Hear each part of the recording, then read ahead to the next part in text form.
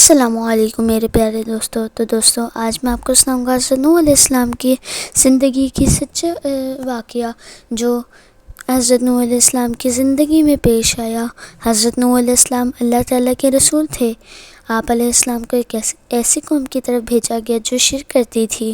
حضرت نوح علیہ السلام کی قوم جن بتوں کی پوجا کرتی تھی، شیطان نے ان کے دلوں میں یہ خیال ڈالا ہوا تھا کہ تمہارے باپ دادا نے یہ بت ایسے ہی نہیں بنائے، بلکہ اللہ تعالیٰ نے انہیں بھی کچھ قدرت اور اختیار دیا ہے، اس لیے تم ان بتوں کی دعائیں مانگا کرو ان بتوں سے، اور ان بتوں کی پوجا کیا کرو، یہ تمہاری مشکلات کو دور کریں گے. اس طرح لوگ شیطان کے بہکاوے میں آ کر ان بتوں کی پوجا کرنے لگے اور اللہ تعالیٰ کے ساتھ شرک کرنے لگے. حضرت نوح علیہ السلام نے 950 سال تک اپنی قوم کو ایک اللہ کی عبادت کی دعوت دی. انہوں نے اپنی قوم کو اللہ تعالیٰ کے ساتھ شرک کرنے اور بتوں کی پوجا کرنے سے منع کیا. آپ علیہ السلام نے اپنی قوم کے افراد کو فردر بھی سمجھایا اور سب کے سامنے بھی سمجھایا. فردن کا مطلب اکیلے بھی، دن میں بھی سمجھایا اور رات میں بھی سمجھایا، لیکن قوم نے ان کی بات نہ مانی.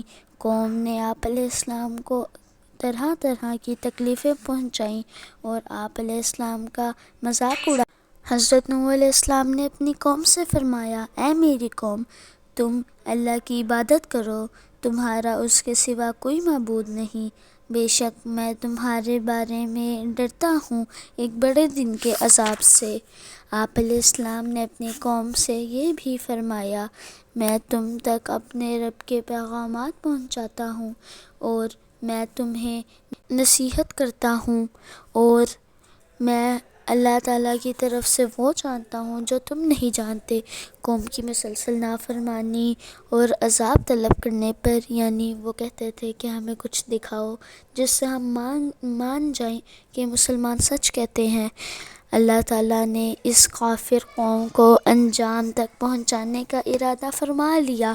پھر حضرت نوح علیہ السلام پر وحی فرمائی گئی کہ آپ علیہ السلام کی قوم میں سے مزید لوگ ایمان نہیں لائیں گے. پھر آپ علیہ السلام کو ایک کشتی بنانے کا حکم دیا. حضرت نوح علیہ السلام نے یہ کشتی اللہ تعالیٰ کے حکم اور ہدایت کے مطابق لکڑی کے تختوں اور کیلوں سے بنانا شروع کی. جب حضرت نوح علیہ السلام یہ کشتی بنا رہے تھے تو کافر قوم ان کا مذاق اڑاتی تھی اور کہتی تھی کہ آس پاس خشکی ہی خشکی ہے، یہ کشتی کہاں چلے گی. لیکن حضرت نوح علیہ السلام نے ان کی باتوں پر توجہ نہ دی اور اللہ تعالیٰ کے حکم پر عمل کیا. جب کافروں پر اللہ تعالیٰ کے عذاب کا وقت آیا تو اللہ تعالیٰ نے حضرت نوح علیہ السلام کو کشتی میں اپنے گھر والوں، ایمان والوں اور جانوروں کے ایک جوڑے کو سوار کرنے کا حکم فرمایا.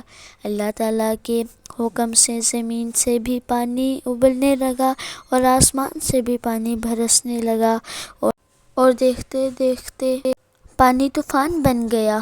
حضرت نوح علیہ السلام کے 3 بیٹے ان کے ساتھ کشتی میں سوار تھے، جب کہ ایک بیٹا کشتی سے باہر تھا.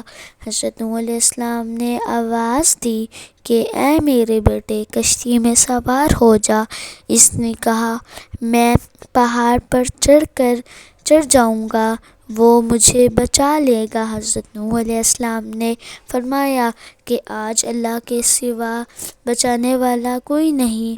اچانک ایک موج آئی اور ان کا بیٹا بھی دیگر کافروں کی طرح غرق ہو گیا.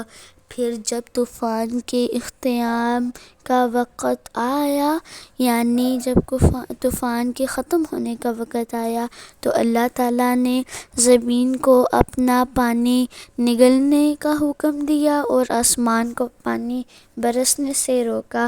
چنانچہ اللہ تعالیٰ کے حکم سے طوفان تھم گیا اور طوفان کا پانی خشک کر دیا. حضرت نوح علیہ السلام کی کشتی ایک پہاڑ جودی پر جا کر رک گئی۔ کشتی میں 5 جانے والے لوگوں نے اللہ تعالیٰ کا شکر ادا کیا اور اللہ تعالیٰ کی فرما برداری میں زندگی گزارنے لگے۔ حضرت نوح علیہ السلام کے بعد ان کے ایمان لانے والے تینوں بیٹوں سے انسانی نسل چلی، اس لیے حضرت نوح علیہ السلام کو آدم ثانی کہا جاتا ہے۔ حق کی دعوت دیتے ہوئے حضرت نوح علیہ السلام کی ثابت قدمی اپنی مثال آپ ہیں۔ انہوں نے ہر تکلیف اور مشقت کو برداشت کیا لیکن اللہ تعالیٰ کے دین کی تبلیغ سے پیچھے نہ ہٹے۔ آپ علیہ السلام کی زندگی سے ہمیں یہ سبق ملتا ہے کہ ہم حق پر ثابت قدم رہیں اور اس راستے میں آنے والی تکلیف کو صبر کے ساتھ برداشت کریں۔ جب انسان فیصلہ کر لیتا ہے کہ اس نے غلط راستے کو اختیار نہیں کرنا تو اللہ تعالیٰ بھی اس کی مدد فرماتا ہے۔ چلیں دوستو، دیکھتے ہیں آپ نے میرے اس واقعے کو جو میں نے آپ کو سنایا کتنے غور سے سنا ہے۔ چلیں کچھ سوال جواب کر لیتے ہیں۔ لوگوں کو بت پرستی پر لگایا، نمرود نے، شیطان نے، بتوں نے، فرعون نے؟ شیطان نے۔ حضرت نوح علیہ السلام نے لوگوں کو تبلیغ دی 900 ایئرس، 950 ایئرس، 995 ایئرس کی 1000 ایئرس، 950 ایئرس۔ اللہ تعالیٰ کے حکم کی اسے کشتی بنائی حضرت آدم علیہ السلام نے، حضرت ادریس علیہ السلام نے، حضرت نوح علیہ السلام نے، حضرت لوط علیہ السلام نے۔ حضرت نوح علیہ السلام نے۔ حضرت نوح علیہ السلام کا لقب ہے آدم ثانی، خطیب الانبیاء، صفی اللہ، ابو البشر۔ آدم ثانی، جس جگہ حضرت نوح علیہ السلام کی کشتی جا کر رکی اس کا نام تھا عمورہ، احقاف، سدوم کے جودی۔ حضرت نوح علیہ السلام کون تھے؟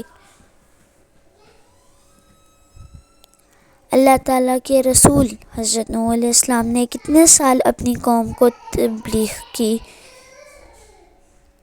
950 ایئرس۔ حضرت نوح علیہ السلام نے کشتی کیوں بنائی؟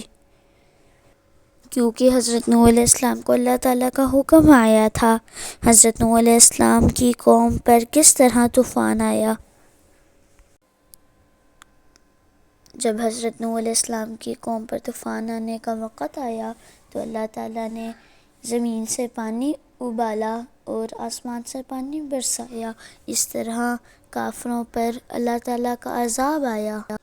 حضرت نوح علیہ السلام کو آدم ثانی کیوں کہا جاتا ہے؟ کیونکہ حضرت نوح علیہ السلام سے انسانی نسل چلی۔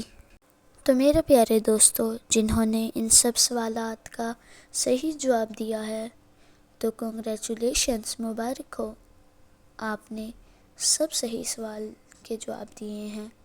مبارک، آپ نے میری اس واقعے کو بہت اچھی طرح سنا۔